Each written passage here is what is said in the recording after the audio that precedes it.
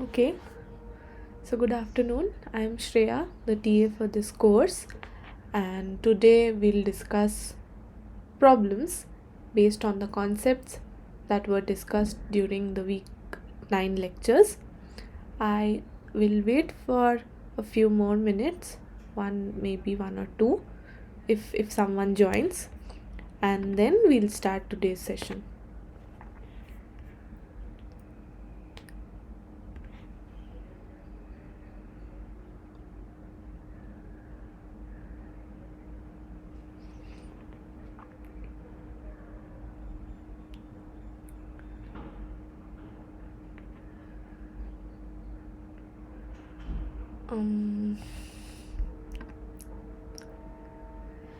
Seems like nobody is there.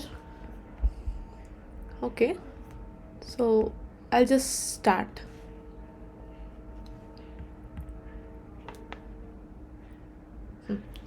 So we were discussing the problems that could arise if the assumptions of the linear regression model are not met, and how do we circumvent that problem. What to do when the assumption that the variances are equal is not met. So those kind of model inadequacy and the methods how to tackle those were discussed during week 8 as well. So it was discussed that what to do if if the variance of the errors, which otherwise would be sigma square I in a multivariate linear regression, if it's not constant, if variance of yi is not equal to some constant sigma square. So how would our estimates and the method of estimation change? And it was also discussed how variance, if when the variance of a response variable y is some function of its expectation, then we use such transformations to get a to stabilize the variance, that is to make variance of yi equal to some constant for all i. And then we also discussed transformations to linearize models. So we have linearization means linear in terms of the parameters. Okay, how should we convert y to y star or x to x star in case such that this linear model, which is linear in terms of its parameters, are produced? So these were discussed in week 8 lectures. And week 9, what was discussed was the weighted least squares. So if we have, let us suppose we have this model y equals to beta 1 plus beta 1 xi plus epsilon I, and variance of epsilon I equal to sigma I square. So this one means that it is not really constant. So in such cases we would go for a weighted least square method, where initially in case of simple linear regression what we did, we computed the sum of squares of residuals. The residuals would be yi minus the predicted. We would just calculate this. Step 1,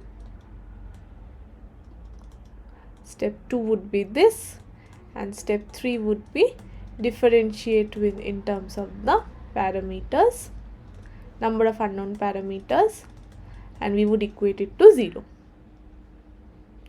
So in case of a weighted least square, what we are going to do is that we would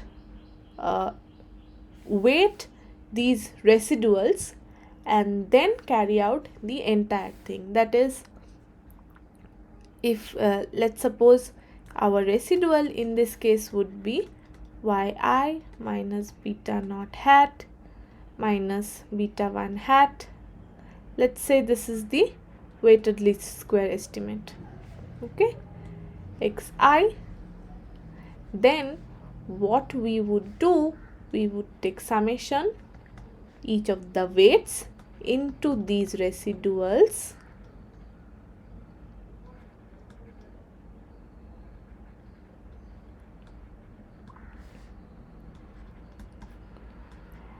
and this would be the weighted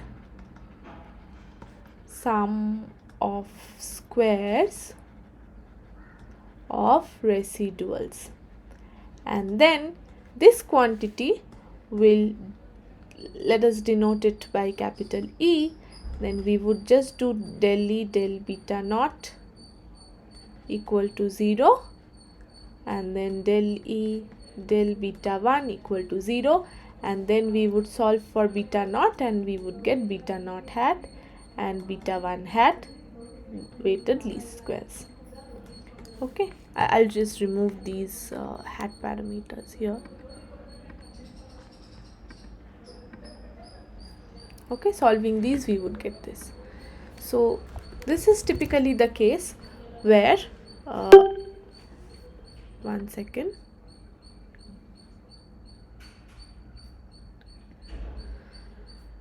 Okay, getting recorded. Fine. So this is how we would get a weighted least squares estimate. And then further we proceeded to the concept of generalized least square, where this y equal to x beta plus epsilon, let this be the model, and variance of epsilon is not equal to sigma square I, but variance of epsilon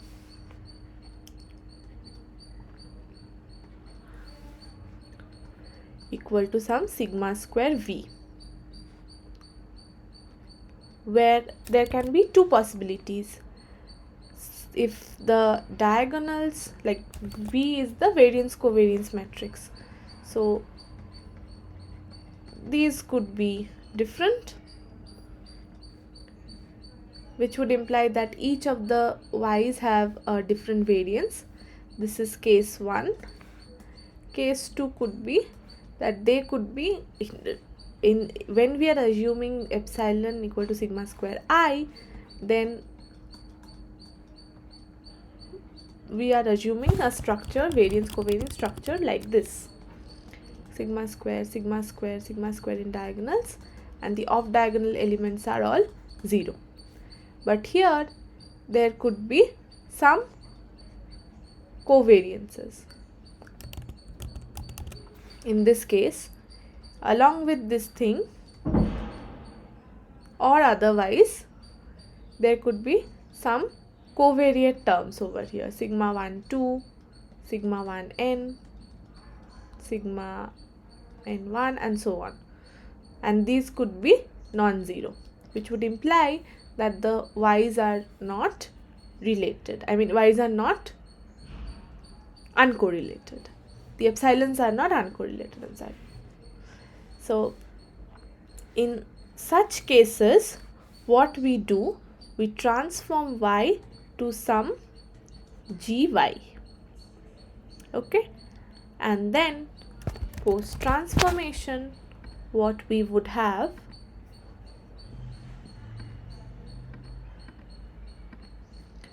post transformation we would have, like initially it was x beta plus epsilon, okay, and then we are pre-multiplying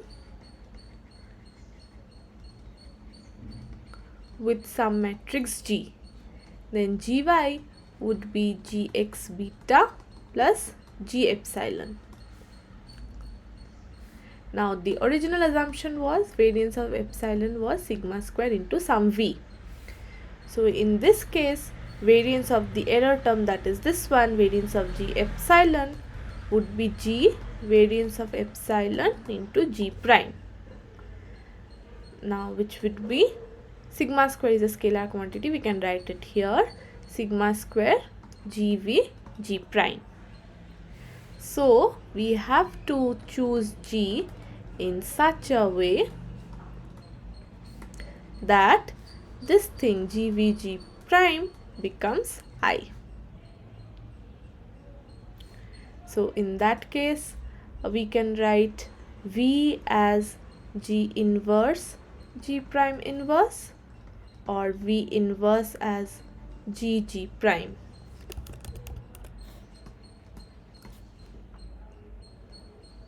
Okay, so from this model, if we, so this one, if this criteria of the error term having sigma square I is satisfied, then this can be considered as an OLS model with some y star equal to x star beta plus epsilon star.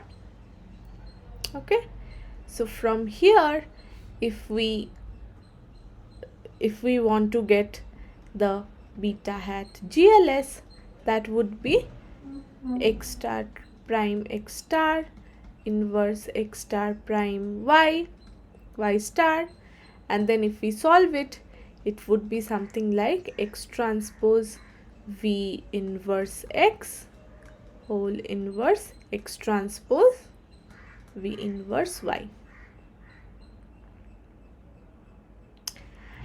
And so I'll write this afresh here.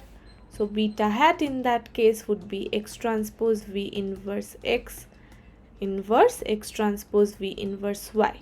So in such scenarios, if you are asked to get a generalized least square estimate of beta, then all you need to know is that V matrix, if it is provided. Otherwise, we might have to estimate it, but let's for now assume that it's provided, it's known.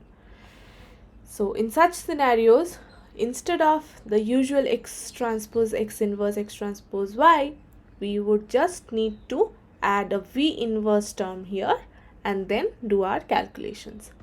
Similarly, variance of beta hat GLS would be sigma square x prime V inverse x inverse.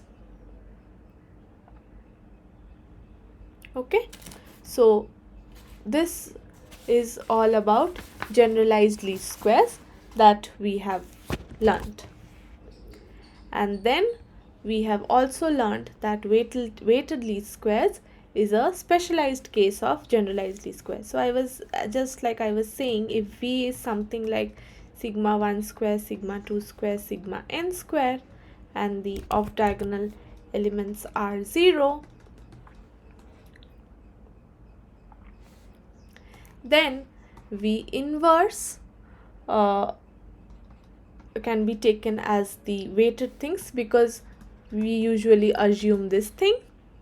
So in such cases, beta hat would be x prime, GLS was written like this, x inverse x prime V inverse y.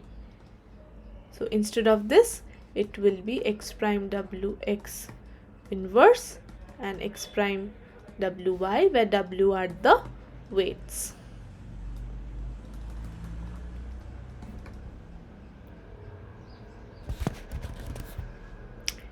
Okay, so this was also learned that the weighted least squares is a special case. And last but not the least, we also learned something about the Box-Cox transformation. So it's a very useful transformation which is often used. So y can be transformed to a variable w, or a revised variable form of the w, that is v, and the transformation is v equal to y to the power lambda minus 1 by lambda, the geometric mean of y to the power lambda minus 1 if lambda is not equal to 0, and log y if lambda equal to 0. So geometric mean of y is nothing but product of the yi's to the power 1 by n. So how do we determine lambda? We take an initial range. It could be also extended. For example purpose, in the problem it was taken -2 to 2, and then for each of the lambdas this transformation y to v was carried out, and then for each lambda this v would be regressed on the existing regressors, and the sum of squares of residuals would be obtained, and that lambda for which the sum of squares of residuals is minimum, that is the lambda maximum likelihood estimate of lambda, that lambda we would consider, and then we would proceed with that corresponding transformation. Okay, so this was a brief about transformation of variables and tackling model inadequacy that were discussed in lectures for week 8 and week 9. So today, now I'll just jump into the problems, solving a few of them. So before that, I just want to check if somebody has joined. Okay, it seems nobody is here.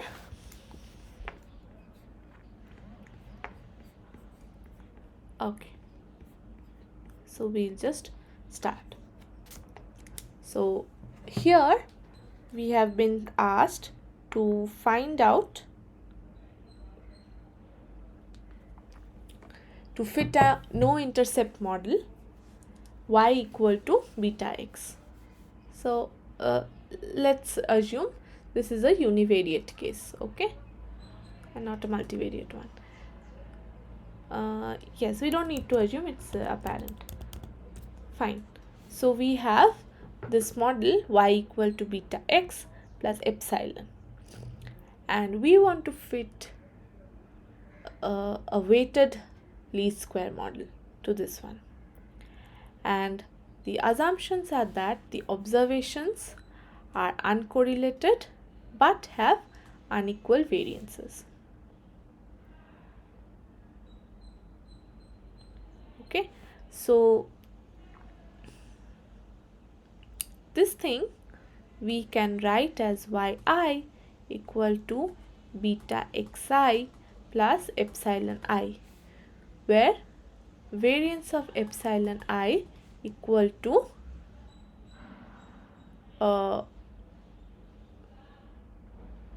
is not equal to sigma square for all 1 to n. So, and observations are uncorrelated. Okay, so then the weighted least square, as I was saying, the residuals in this case would be yi minus yi, I mean the sum of squares, due to the error sum of squares we would minimize. So the error sum of squares would be weighted yi minus beta xi whole square into the weights. This would be the error sum of squares, and we need to differentiate with in terms of beta, because this is the only unknown parameter in our model, and we want to get an estimate of beta. So then we would just do del beta of summation wi wi yi minus beta xi whole square, and we would equate it to 0. So that implies that summation yi 2 will come down, and yi minus beta xi into coefficient of this one, this is minus xi, would be 0. So if we further solve, then we can write this 2 and this minus thing, it's equivalent to write this thing I equal to 1 to n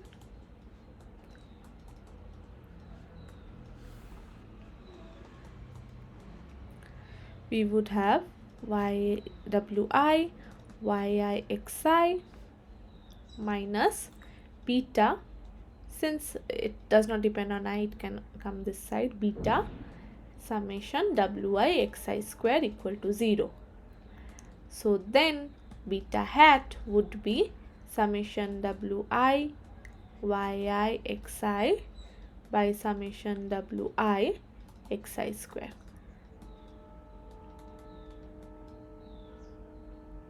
Okay, so then the answer is the general form of beta is, for a no intercept model, is wi xi yi by summation I equal to 1 to n wi xi square.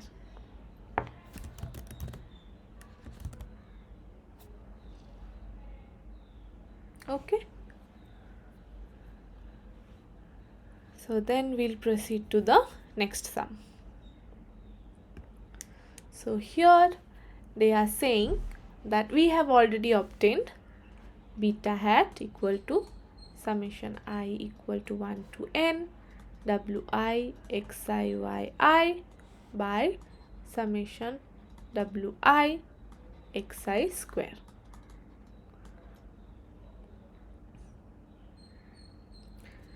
So now if variance of yi equal to cxi, variance of yi equal to cxi, and we have been asked to add a weighted least square. So we know that for a weighted least square thing, yi is inversely proportional to sigma I square, or yi is inversely proportional to variance of yi. Okay, so then in this case, let us say then yi equal to some k by cxi. Okay, so we'll just substitute this thing here. Then we have, this one we get from problem 1. So we'll just substitute this yi value in this equation. So here we would get then summation I equal to 1 to n wi will be k by c xi into xi yi by summation I equal to 1 to n k by cxi into xi square. So this is a proportionality constant variable, so this k and k we can take it out and cancel. C and C is also a constant, it will cancel. So and this one will cancel, and this one and this one will cancel. So we would have summation yi equal to 1 to n by summation xi I equal to 1 to n. Okay, I hope this is clear. 1 second. Hello.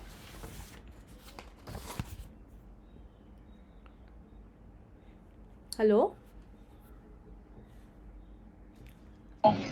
Hello, ma'am. Hello, good evening. So I have just started with the few Ma'am, problems. I just attend the class only. I can't hear you because I'm on the bus. I can hear you, but you can't hear my words. So you can continue. I will attend your class. Okay, fine. Okay. Thank you. Okay. So I just want to inform you that I have started with the session. I will just run through it once more for you, and then if you have some doubts you can tell me, okay? And let me know if you can see my screen.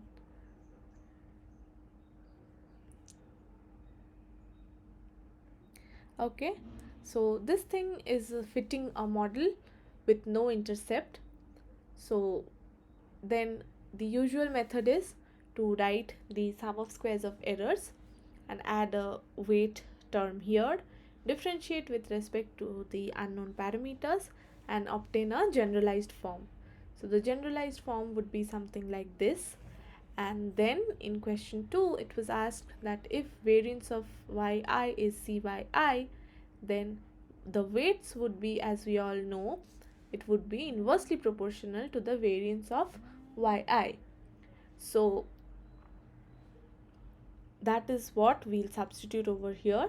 This is the proportionality constant cxi. We'll just substitute yi in the formula for beta hat, weighted least squares, and then solving we would get this by this. Okay. So next I'll is there any, I hope you'll be able to follow, but is there any specific doubt you have in these parts, Sharanya? Yes, ma'am. I can hear you. I have no doubt. Okay, thank you. Fine. So then we'll proceed to question 3. So here again the question remains the same. We want to fit a no intercept model yi equal to beta xi plus epsilon I using the weighted least square techniques. And here again we are assuming that the observations are independent and sigma I square is variance of yi k xi square. Now you see, this one, just as a note I'm saying, since the observations are independent, are uncorrelated, this weighted least square can also be considered as a particular form of the GLS thing. Okay, so from that approach also you can solve problems like this. But anyway, we'll just continue. So here we had the weighted least square model. The general form was wi xiyi I equal to 1 to n by summation I equal to 1 to n wi xi square. Here, one second. Okay, so for this problem we have been asked that it has been said that the variance of ith variable is equal to ki square. That is, as xi's increase, as the regressor value increase, the variance of y also increases. So the residual plot would be something like this. If we plot x here and the residuals here, then the variance would keep on increasing as the values of x, I mean, this is the variability in the y's or the residuals. So this variability, this thing will keep on increasing as we increase x, so it will take something of this form. So something of this is this situation can be captured like using these relations. Okay, so what we need to do is, we know for weighted least squares yi should be proportional to 1 by sigma I square. It will be something, some constant p by sigma I square. So we'll just substitute. Say here sigma I square is p by k xi square equals to some constant c star by xi square. So just substituting here, we would have summation I equal to 1 by n. Wi is c star by xi square is xi yi by summation summation I equal to 1 to n c star by xi square into xi square. So this xi square will cancel, this one will cancel with one of these, and what we would have is summation I equal to 1 to n c star yi by xi divided by summation I equal to 1 to n c star. So this is nothing but c star can be taken out since it's a constant. Summation I equal to 1 to n yi by xi by c star will be counted n times. So we would have n c star. So this and this will cancel, and finally we would have summation I equal to 1 to n yi by xi. Now one thing that you should note is that this summation of yi by xi is different than summation yi by summation xi. Okay, here what we are, this is actually y bar by x bar if you look carefully, because we can write this by like this, but what we are doing, we are just computing yi by xi for each of the i's and then taking an average of that quantity. So this one and this one are not identical. Okay, I know you know this, but still I'm reminding you. Okay, so then we have been asked to consider the model in problem 3 and find the expected value of beta hat. So in model 3 we have this thing. So we'll just write down what the weighted least square value is. The general form only I'll write down wi xi yi by summation wi xi square. So now expectation of beta hat WLS would be expectation of this entire term.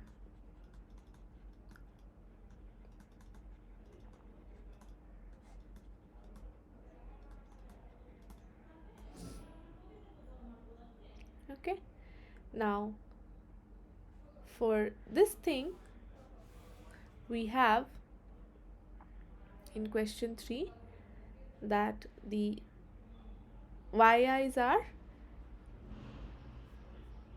k, the yi's are inversely proportional to xi square. So the final model that was here from this model 3 was this one.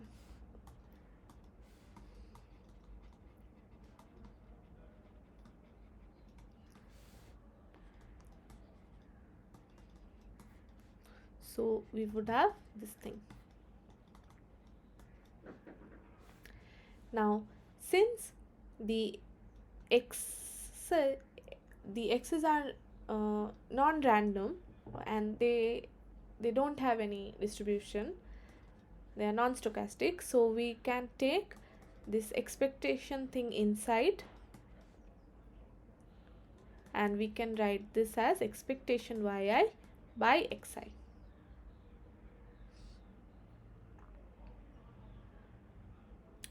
So the model was xi equal to x initially beta xi plus epsilon I. So expectation of yi would be beta of xi, since this one was 0 for all I. So substituting it here, we would have 1 by n summation I equal to 1 to n beta xi by xi. Xi would cancel, and n beta by n, we would have beta. So expectation of this weighted least square when when sigma I square is proportional to xi square, because that was the case in question 3, then this weighted least square estimate is an unbiased estimator of beta.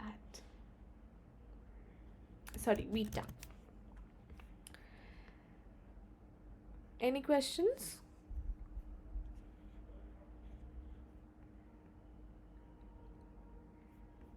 Okay. So then I'll proceed to the next sum. So here we have been asked to consider the model in problem 3 and the variance of beta hat. So from problem 3, beta hat is 1 by n summation yi by xi. And we'll again write this model over here, yi equal to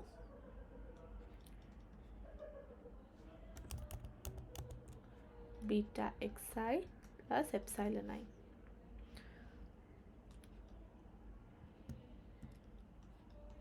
Where variance epsilon I is proportional to xi square.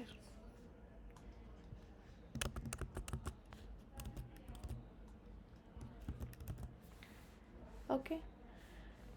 So in this situation, variance of beta hat would be variance of this entire thing.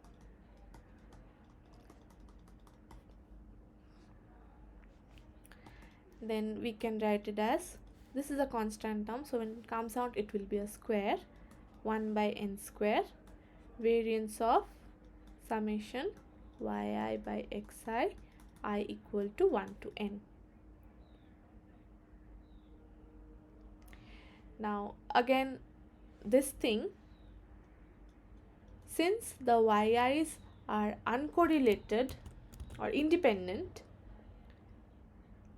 and xi's are non-stochastic, we can write this one as summation I equal to 1 to n variance of yi by xi, since yi's are uncorrelated. If this did not hold true, if yi's were correlated, then with variance of yi we would have some covariance between yi and yj. Like simply put, variance of y1 plus y2 equal to variance of y1 plus 2 covariance of y1 and y2 plus variance of y2. This is the general formula. Since yi's are independent, this covariant term becomes 0, and that is how summation of this thing can be written as summation of the individual variances. So since in problem 3 it was given that yi's are independent, that is the reason we can write each of the yi, summation yi by xi, as summation of variance of y by xi. Okay. And since x is not a random quantity, again it will act as a constant, and when it comes out it will be 1 by n square summation 1 by xi square variance of yi. So in problem 3, one second,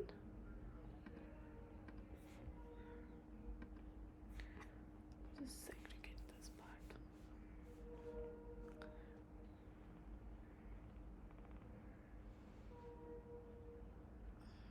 Okay. So it was given that variance of yi equal to k xi square. This thing was given. So we'll just substitute it over here. Then we would have 1 by n square summation 1 by xi square into k xi square. Xi square will cancel, and here this is counting k n times. So we would have nk by n square, that is equal to k by n. So now you see this term is a constant term, the variance.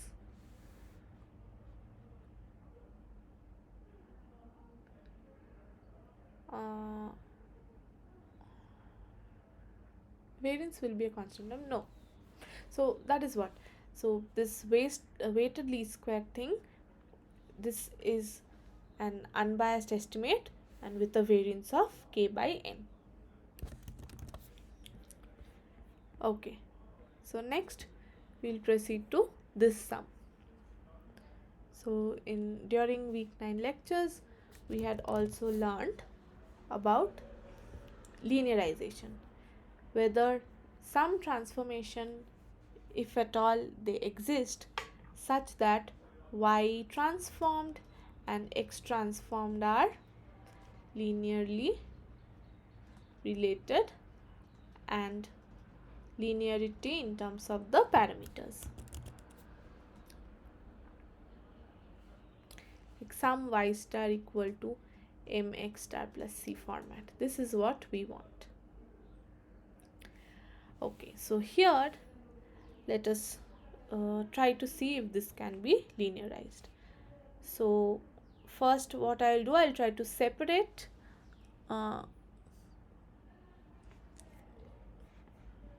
one second, I think there's a mistake over here. Okay.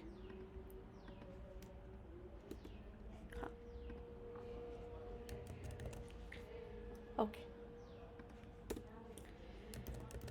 So firstly we would like what we would do, we would try to separate the y terms and the x terms in a related format. Okay, so here we can write this thing as, if we take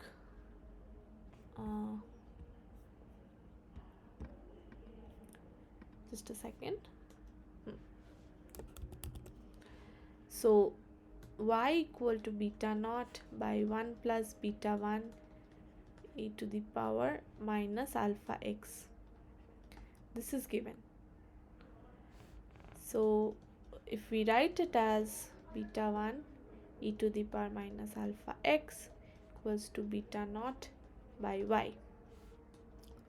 So then 1 by y can be written as 1 by beta naught plus beta 1 by beta naught e to the power minus alpha x. But is this linear? This can be written as some y star, but if we write this as something x star, we cannot do that because this alpha term is there.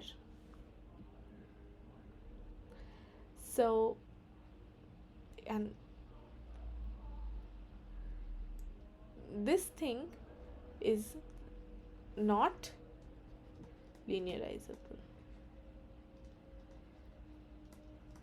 Please, if you don't mind, hello, ma'am. Yes, yes. Ma'am, I can't understand why it is not linear. Please once again repeat. The thing is, you have to make when you want to say something is linearizable, you want to make it linear in terms of the parameters accommodating this thing x. Okay, so for this one, the parameter that is associated with x, there are 3: beta 1, beta naught, and alpha. Okay. So this thing is, this one you can name it to some beta star, but what will you do with alpha? You cannot do any transformation that will tease this thing out. So that is the reason why it is not linearizable. Thank you. Okay, thank you.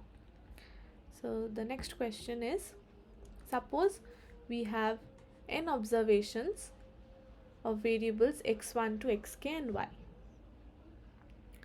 and y is our exponential variable. So what would be a reasonable choice of fy? Now, do you know the mean and variance of an exponential variable?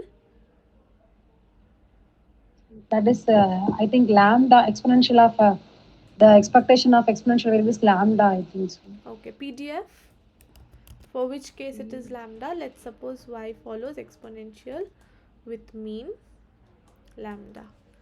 So the PDF of this thing is, E you, power min say. e power minus lambda x, Okay, so when you say lambda the, x for all x greater than 0. huh, E and power this, minus lambda x, I think, okay, so when the x greater catch than 0, is 0 when you otherwise. are, when the mean you are saying it's lambda, actually it is x by lambda. Okay, this is the PDF. Okay. So in that case, exponent expectation of x would be lambda, and variance of x would be lambda square. Lambda square. Okay, so this is the form for which we have this thing. So now, so if you remember, we had solved this, how to arrive at this thing. Okay, in the first lecture, it was, if the variance is some function of expectation.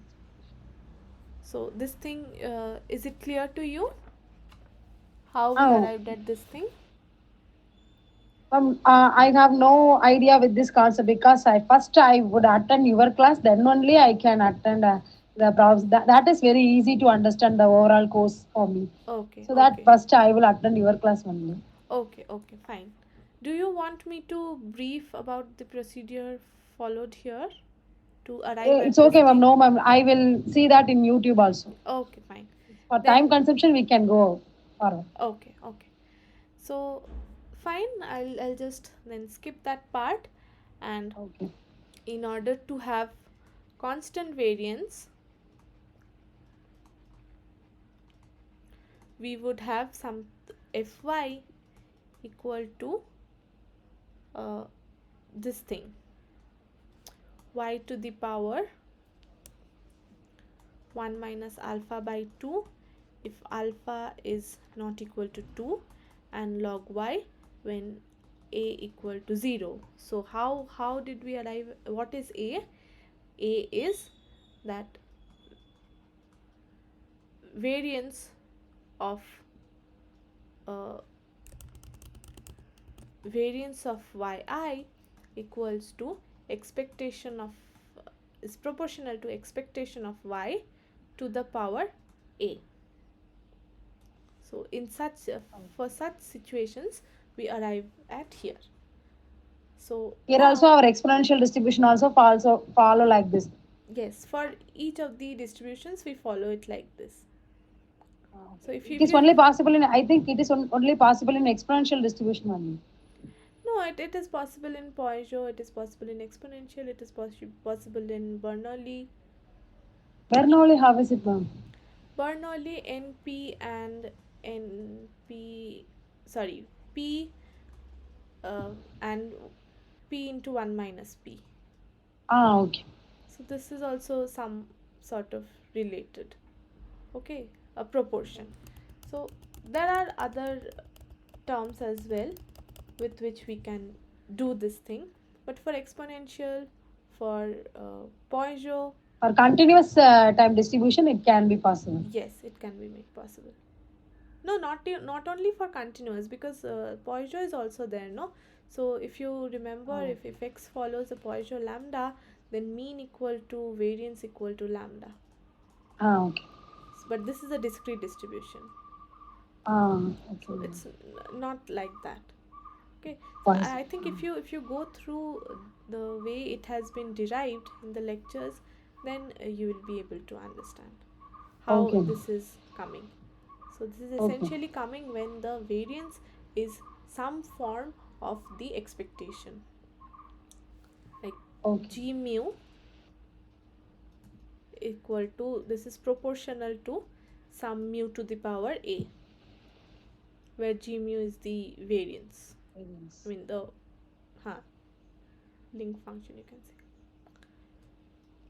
So that is what, if these forms are true, then only we arrive at this thing. That f of x is equal to lam Yes, 1 by then lam. this will be Y the, power 1 minus a by 2 term. yes, 1 minus a by 2 when a not equal to 2, and log y when a equal to 0.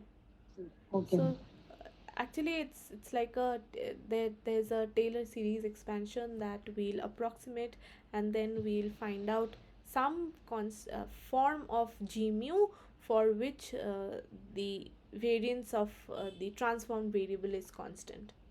Okay, Um, so that is how we get this.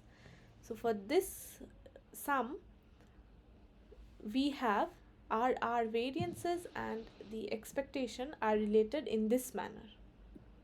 So a in our case is 2. Yes, that is variance of x is equal to lambda square. Hmm. So here a is equal to 2. Here a Okay. is equal to 2.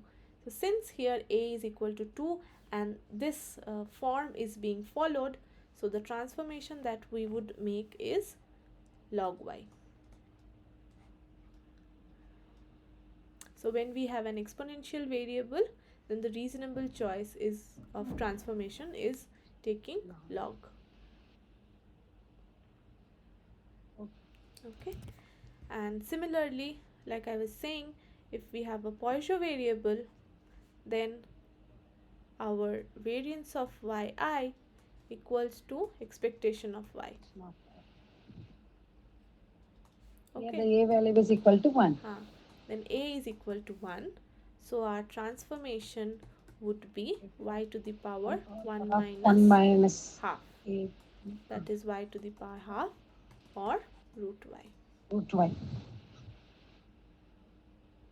Okay, Okay. so this is how. Now suppose if we have something like variance of y is proportional to, let's say, uh, expectation of, I mean g mu, if we have it like something mu to the power 4, then So a would become 4 then and we this would 4 have 1 minus 4 by minus 2, and then that is that would minus 1. be That will 1 by becomes 1. 1 by y.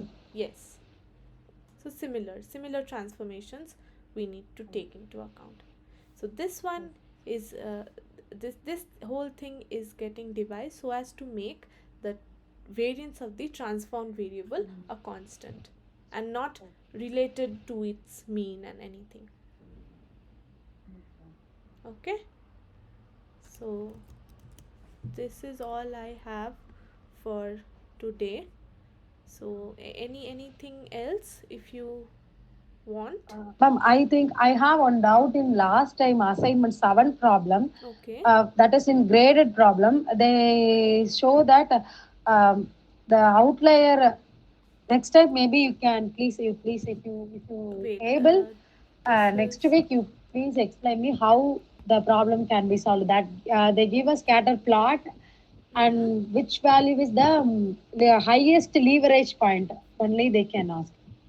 Okay, so I tell me I one have thing. a I have some doubt with it. How can we calculate? Is there any formula or anything else I can't It was a get clear graded idea. assignment or a not Graded. graded assignment? Yes, Okay, ma'am. Last week graded assignment. okay. So One more thing is, in the graded assignment, the first question is also, how would you measure influential observation? They give options are leverage, Cook's distance, and one more thing is Cook Weisenberg. hmm, The other word is the option is Cook's Weisenberg. They give the correct option. hmm. I think that was leverage because there is a different meaning with leverage and influential. So leverage is not a good measure of influential. So I choose that, but they give answer as Cook weighs and bulk. uh, I ac- Actually, yes, leverage by itself is not a measure of influential point, ah, but sometimes, and most often, if you do have a leverage point, then chances are that it could be an influential observation. Okay, so I think by that logic they have said that this cook oh. weighs work, because in some ways Is there any example to? right now it's not coming to my mind. I mean, Okay. suppose if you have a very very huge values of x, okay, and you, I mean, Number that, of observations is high. yeah, if you That's the have point. if you have a some x value which is, very high, and maybe Oh, it's not changing your regression drastically, but if you have something which is extremely high in x rather than the general trend, then somewhere there's a possibility of the regression, changing. So so it it is not exactly a measure of influential units, maybe but pass. it could be a leverage point, could also be an influential observation.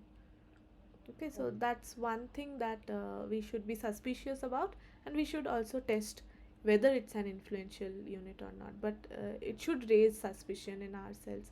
So maybe by that logic, they have said that, it could be a potential, because they have Oh, mentioned a potential influential.